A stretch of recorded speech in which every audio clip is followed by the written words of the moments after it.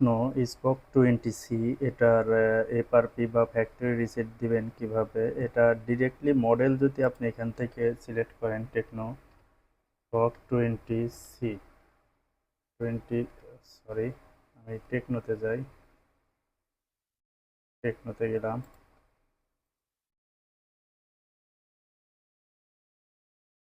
এখানে 20C লিখবো। আচ্ছা, 20C লিখলাম এখানে। আচ্ছা, টেকনো স্পোক 20C লিখলাম। 20C লেখার পরে আমি যদি এখান থেকে মনে করেন যে ফ্যাক্টরি রিসেট দেই বা এফআরপি রিসেট দেই, আচ্ছা আমি ফ্যাক্টরি রিসেটটা দিলাম। হচ্ছে ভলিউম প্লাস মাইনাস ধরে এবার এটা লাগাইলাম।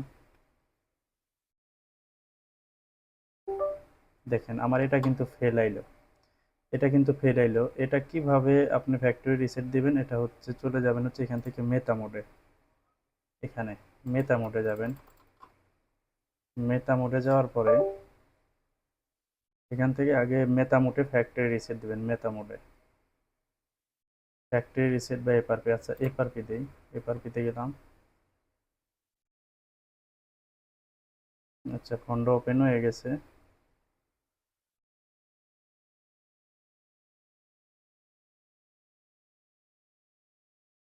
আচ্ছা, ওপেন হইতে হইতে আমি কেবলটা লাগাই।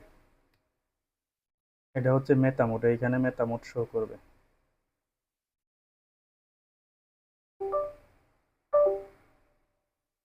আচ্ছা, এখানে দেখেন মেটা মোড শো করছে।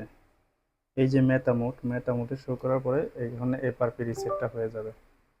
এই যে মেটা মোড এখন ওকে আছে, এখানে কিন্তু মেটা মোড ওকে আছে, এখন এফআরপি রিসেট হয়ে যাবে।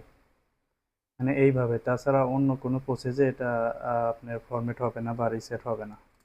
মেটা মোডে ইনশাল্লাহ এটা ফরম্যাট হয়ে যাবে। দেখেন, কমপ্লিট।